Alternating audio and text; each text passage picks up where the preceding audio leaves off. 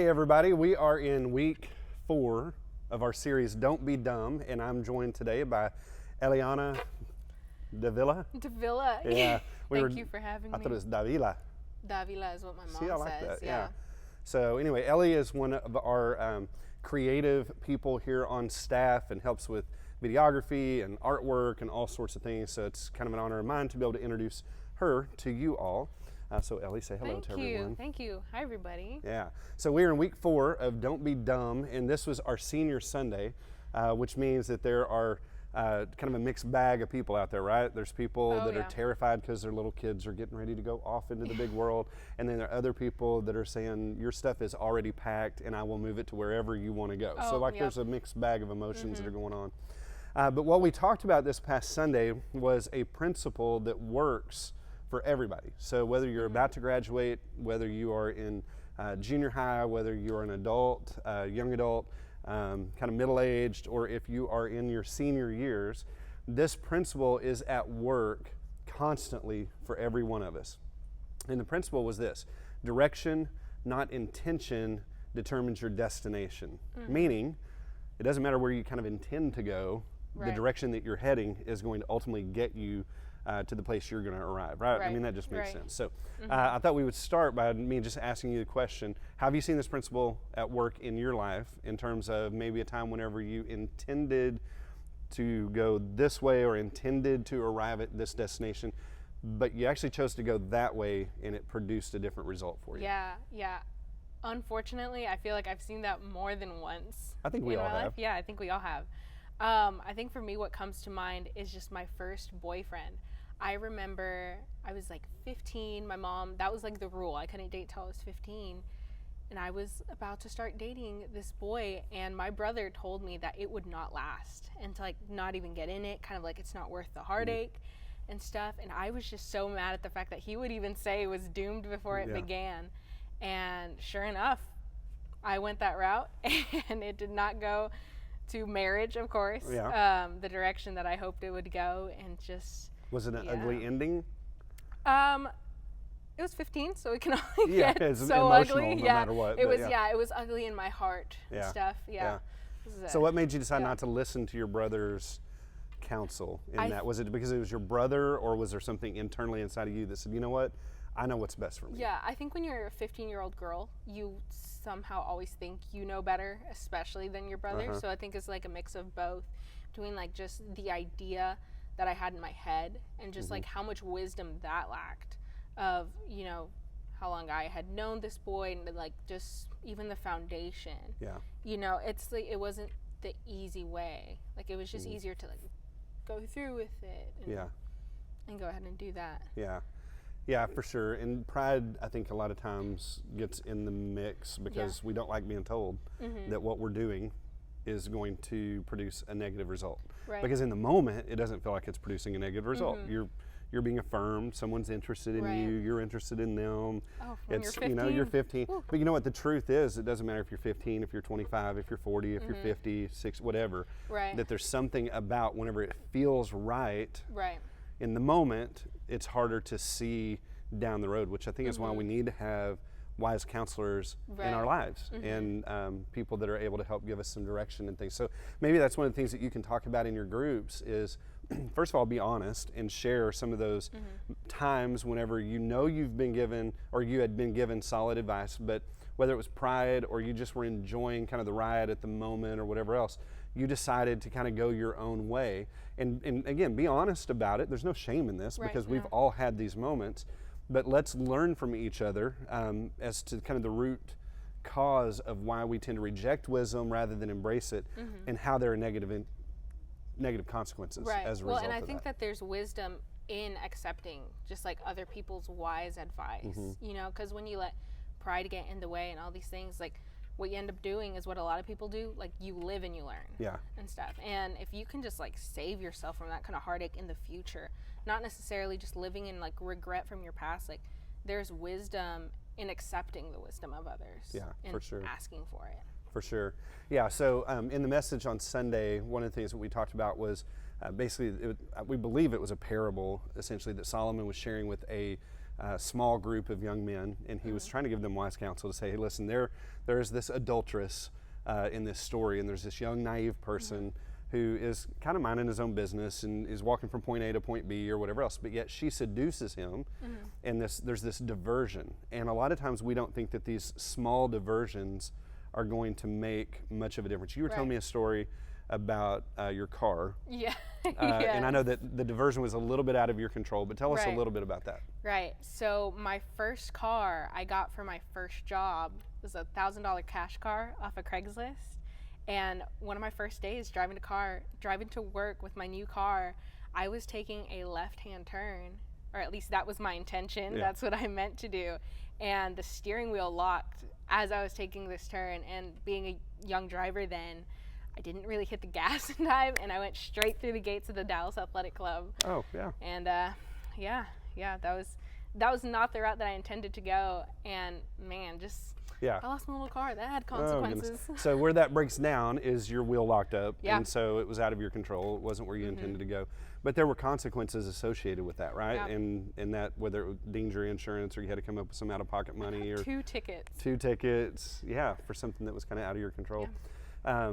But so there's something really important about making sure that we understand, first of all, are our intentions right? Are our intentions pure? Because a lot of times what people do is that they'll have the right intentions, and they'll say, okay, well, I want to eventually, one day marry a really godly person. I want to be sure that I live my life in a way that I am not in debt, but that I have financial freedom.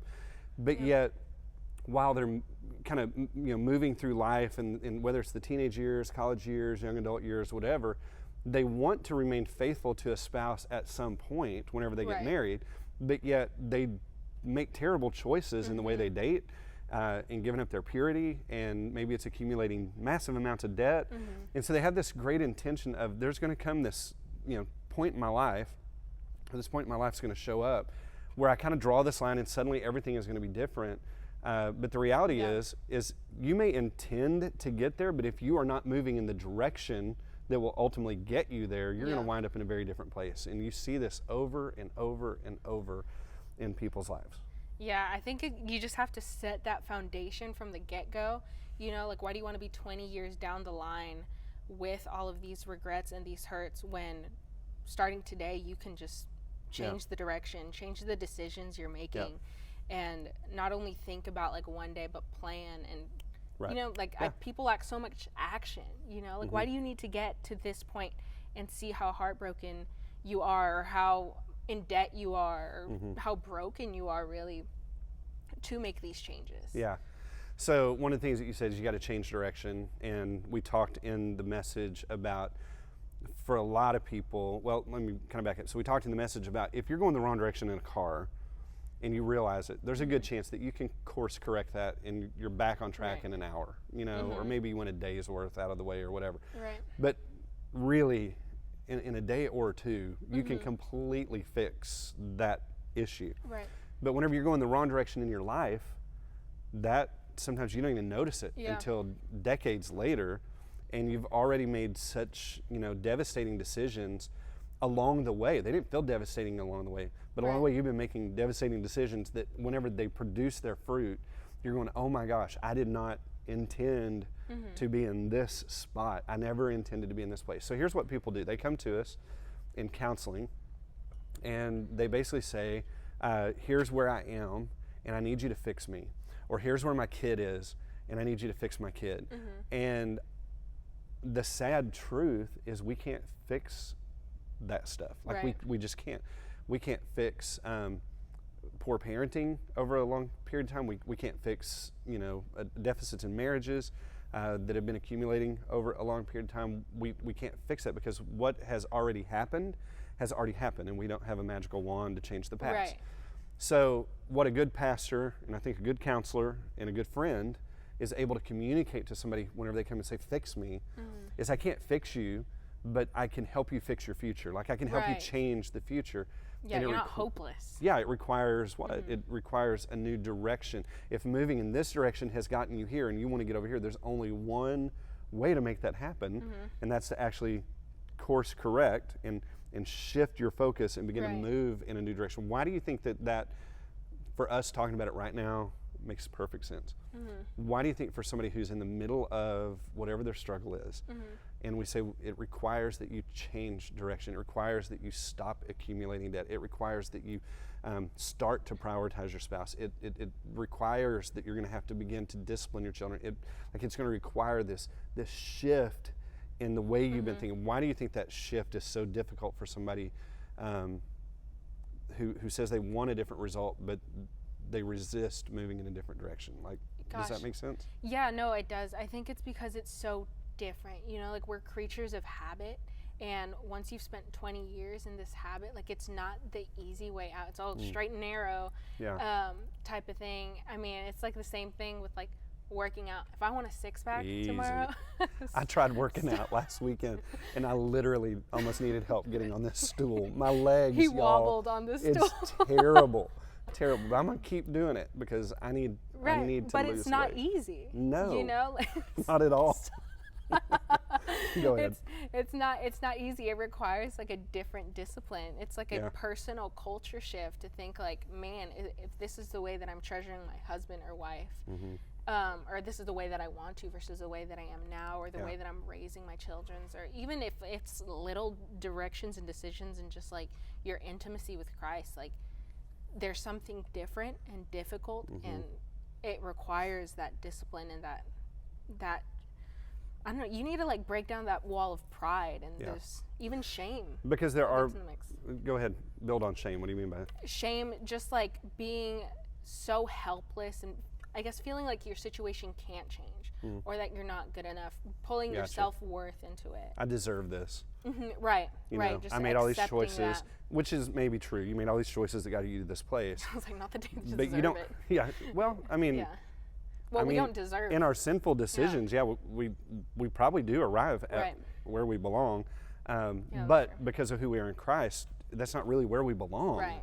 And so a change in direction, one of the things I was thinking of, and you hit on it, is pride, that a lot of times that change, instead of being fixed, but changing direction, is difficult because of pride, because there will be people who don't believe that it's sincere. They don't believe that this new change in you is like legitimate, or they think that it's just a fad. It's just you're kind of, feeling guilty, so you're just saying empty words, but there's not really going to be a change. And they may be right. Right. But what if we started to prove them wrong? What if we said, no, I really do not like where I've arrived, and I know that the pastor can't fix me. I know my counselor can't fix me. I know my spouse, my kids, they can't fix me, and my parents can't fix me. But God in His mercy can move me in a new direction. And then I'm going to begin to get to the places where God intends for me to be. Yeah, I think the new patterns in itself will be telling to just your communities what you like, who you surround yourself with, and it ends up not so much being about like proving yourself to others or to yourself, but just like honoring God. Yeah. And that just how telling the way that you change and live your new disciplines in your life and stuff will be. You know? For sure. Well, good talk. And I think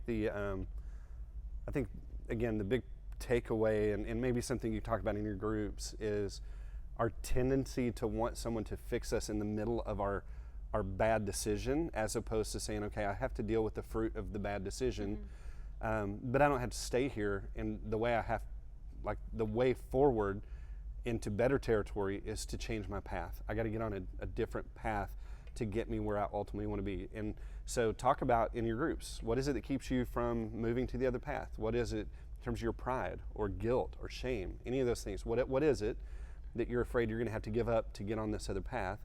And what is that area of your life where people that love you and have been trying to give you some wise counsel, you've been rejecting?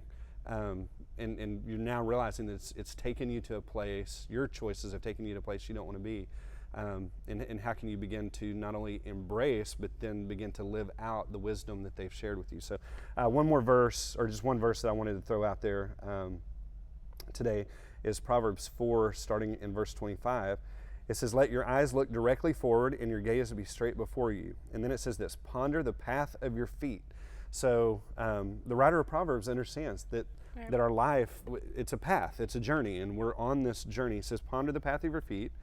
Then all your ways will be sure. That means we need to be thoughtful about where we're going. Ponder. We need to think about where this choice, where this decision is going to lead me.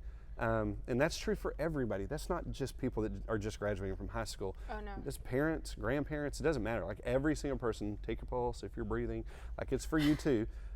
We got to ponder the path of our feet, then all of your ways will be sure.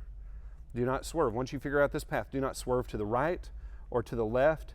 Turn your foot away from evil. And so, the Proverbs are pretty clear that we're on a path, and that path, and Andy Stanley is the one who kind of coined this principle, but it is your direction, not your intention, that determines your destination. And so figure out where you need to be, where God wants to lead you, get on that path, and then don't allow your feet to swerve to the right or the left. For sure. So, for sure. Awesome? Awesome. Come on. Smart. Have a great discussion. See y'all.